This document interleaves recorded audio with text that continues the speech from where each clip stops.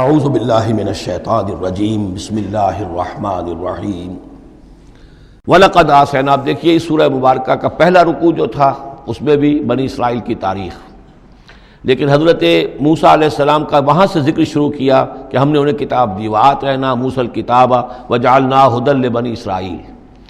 اور یہ واقعہ کب ہوا ہے کہ جبکہ مصر سے وہ نکل کر آ چکے تھے صحرائے سینا میں. گویا کہ پوری داستان جو مصر کی تھی اس کا وہاں پر تذکرہ نہیں ہے، لیکن اس سورہ مبارکہ کے آخری رکوع میں پھر حضرت موسیٰ کا ذکر آ رہا ہے.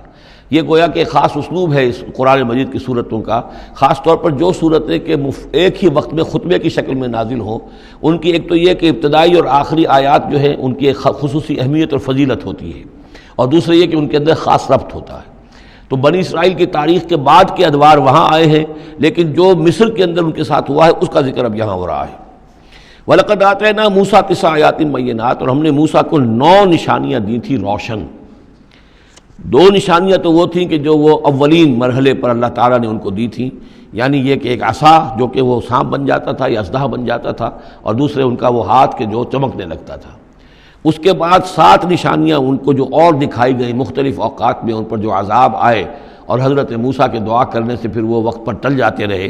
تو ان میں سے سنین، نقص من الثمرات، طوفان، جراد یعنی ٹڈی دل، قمل چچڑیاں، ضفادع یعنی مینڈک، اور خون کی بارش، یہ تمام جو ہے یہ سورہ اعراف کے اندر تفصیل گزر چکی ہے. لقد آتینا موسیٰ 9 آیات بینات فصل بنی اسرائیل اذ جاءہم. تو ذرا پوچھ لو ان بنی اسرائیل سے کہ جب موسیٰ ان کے پاس آئے، فقال لہ فرعون، تو فرعون نے ان سے کہا، انی لاظنک یا موسیٰ مسحورا، کہ میں تو یہ سمجھتا ہوں کہ اے موسیٰ تم پر کوئی جادو ہو گیا ہے. اب دیکھیے یہی لفظ آیا یہاں پر جو حضور کے بارے میں صورت میں آیا ہے، ان تتبعون الا رجلا مسحورا، تم نہیں پیروی کر رہے ہو مگر ایک ایسے شخص کی جس کے اوپر سحر ہو گیا ہے. یہی بات کہی گئی تھی حضرت موسیٰ علیہ السلام سے. فرعون نے کہا، انی لاظنک یا فرعون مسحورا، اے فرعون میں تو یہ سمجھتا ہوں کہ تم پر جادو ہو گیا ہے. قال لقد علمت ما انزل هؤلاء الا رب السماوات والارض. اب ظاہر بات ہے کہ یہ حضرت موسیٰ علیہ السلام ہے، ویسے بھی جلالی مزاج تھا ان کا. پھر یہ فرعون جس سے یہ مکالمہ ہو رہا ہے ان کے چھوٹے بھائی کے مانند بھی تھا، تو اس کے اسی انداز میں بات کر رہے ہیں، اس میں تنتنا وہی ہے. لقد علمت، تجھے خوب معلوم ہے، ما انزل هؤلاء، نہیں اتارا ہے ان نشانیوں کو، الا رب السماوات والارض، مگر اسی نے کہ جو آسمانوں اور زمین کا مالک ہے، بصائر، سجھانے کے لیے، دکھانے کے لیے، تمہاری آنکھیں کھولنے کے لیے. وانی لاظنک یا فرعون مسبورا، اور اے فرعون تو سمجھتا ہے کہ مجھ پر جادو ہو گیا ہے، اب میں یہ سمجھتا ہوں کہ تو تباہی اور ہلاکت کے کنارے تک پہنچ چکا ہے، اب تیری بربادی اور تیری ہلاکت یقینی ہے. فاراد ان یستفزهم من الارض، تو فرعون نے ارادہ کیا کہ انہیں اکھاڑ پھینکے زمین سے، یعنی جو بھی اس نے شکل اختیار کی تھی کہ لڑکوں کو قتل کرو اور لڑکیوں کو زندہ رکھ لو، ظاہر بات ہے قوم کے استحصال کا اور اس کو ختم کرنے کا اس سے اور زیادہ عمدہ ذریعہ کیا ہو سکتا ہے. فاغرقناہ ومن معہ جمیعا، تو غرق کر دیا ہم نے اس کو اور اس کے جتنے بھی لوگ اس کے ساتھ تھے ان سب کو. وقلنا من بعدہ لبنی اسرائیل اسکنوا الارض، اور پھر ہم نے کہہ دیا بنی اسرائیل سے ان کے اس کے بعد کہ اب زمین میں تم آباد ہو جاؤ. فاذا جاء وعد الآخرۃ جئنا بکم لفیفا، جب پھر اگلا وعدے کا وقت آئے گا، پچھلے وعدے کا وقت آئے گا تو ہم لے آئیں گے تمہیں سب کو سمیٹ کر. یہ وعد الآخرت سے مراد اکثر و بیشتر تو لیا گیا آخرت کا وعدہ، جب قیامت آئے گی، یعنی تم زمین میں رہو، قیامت آئے گی تم سب کو ہم جھاڑو پھیر کر جمع کریں گے، سب کے سب جمع ہوں گے، ایک میدان حشر میں آئیں گے، سب کے سب جمع ہو جائیں گے. جیسے کہ کہیں جو ہے وہ باغ میں جو ہے جھاڑو دی جاتی ہے اور سب کو جمع کر لیا جاتا ہے، تنکوں وغیرہ کو، جئنا بکم لفیفا، تم سب کو لپیٹ کر لے آئیں گے. لیکن میرا گمان یہ ہے کہ اس کے اندر اشارہ ہے اس بات کی طرف کہ جو ڈائسپورا کا پیریڈ جو چل رہا تھا بنی اسرائیل کی تاریخ کا، جو شروع ہوئے حضور کی بعثت کے وقت جو ہے 500 برس ہو چکے تھے، اور جب یہ صورت نازل ہو رہی ہے تو گویا کہ 550 برس ہو چکے تھے ان کے ڈائسپورا کو. اس لیے کہ 40 برس کی عمر میں تو حضور پر وحی شروع ہوئی ہے اور کم سے کم 10-12 سال اور بیت چکے ہیں. 550 برس سے وہ نکال دیے گئے تھے سرزمین فلسطین سے، اور وہ منتشر ہو گئے تھے پوری زمین میں، کوئی کہیں کوئی کہیں کوئی کہیں. لیکن اشارہ کیا جا رہا ہے کہ جب آخرت کا وقت قریب آئے گا تو تم سب کو سمیٹ کر لے آئیں گے، جیسے کہ آج ان کو جھاڑو پھیر کر پوری دنیا میں یہودیوں کو فلسطین میں جمع کیا جا رہا ہے. اس لیے کہ ان کا جو آخری جو انجام ہے، جس سزا کے یہ مستحق ہو چکے تھے حضرت مسیح علیہ السلام کو رد کر کے، اور جس سزا کی مزید توثیق ہو گئی جبکہ انہوں نے حضور پر بھی ایمان لانے سے انکار کر دیا. تو اب یہ کنڈیمڈ پرزنرز کے مانند ہیں کہ اب ان کی سزا تو ہو چکی ہے لیکن اس کی ایگزیکیوشن ابھی باقی ہے.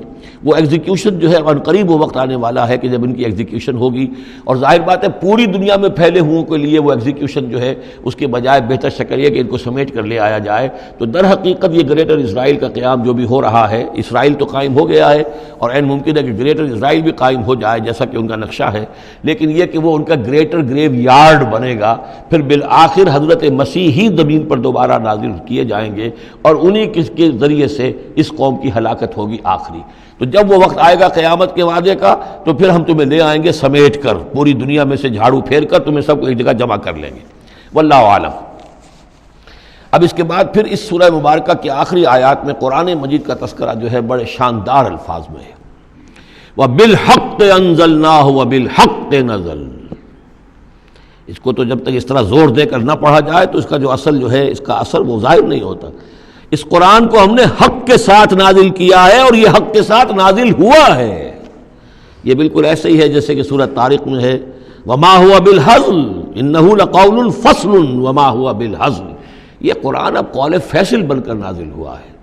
جیسے کہ حضور نے فرمایا، حضرت عمر رضی اللہ تعالیٰ عنہ راوی ہیں، ان اللہ یرفع بہذا الکتاب اقواما ویضع بہ آخرین. اب اللہ تعالیٰ اسی کتاب کی بدولت قوموں کو اٹھائے گا. مسلمانوں کو اٹھایا، عروج پر پہنچایا، اور اب ہم مسلمانوں نے اسے ترک کر دیا تو ہمیں زمین پر گرا دیا ہے. خار از محجوری قرآن شدی، شکوہ سنجے گردش دوران شدی، اے چو شبنم برزمی افتندئی در بغل داری کتاب زندگی. وَبِالْحَقِّ أَنزَلْنَاهُ وَبِالْحَقِّ نَزَلَ وَمَا أَرْسَلْنَاكَ إِلَّا مُبَشِّرًا وَنَذِيرًا. اور اے نبی ہم نے نہیں بھیجا ہے آپ کو مگر بشارت دینے والا اور نذیر بنا کر، خبردار کرنے والا. وَقُرْآنًا فَرَقْنَاهُ. اور یہ قرآن جو ہے اس نے ہم نے ٹکڑے ٹکڑے کر کے بھیجا ہے، تھوڑا تھوڑا کر کے بھیجا ہے، ایک دم پورا نہیں اتار دیا ہے. لِتَقْرَأُوهُ عَلَى النَّاسِ عَلَى مُكْثٍ. تاکہ آپ یہ پڑھیں لوگوں پر، لوگوں کو سنائیں پڑھ کر ٹھہر ٹھہر کر، حالات کے مطابق. جن حالات سے کہ آپ کی دعوت اور تحریک گزر رہی ہو اسی کی مناسبت سے آیات نازل ہوں. سابقہ رسولوں کے حالات میں سے بھی جو واقعات کے اس دور کے ساتھ مناسبت رکھنے والے ہیں انہی کا تذکرہ کیا جائے. وَنَزَّلْنَاهُ تَنزِيلًا. اور ہم نے اس کو اتارا ہے تھوڑا تھوڑا کر کے. قُلْ آمِنُوا بِهِ أَوْ لَا تُؤْمِنُوا. اے نبی کہہ دیجئے تم اس پر ایمان لاؤ خواہ نہ لاؤ.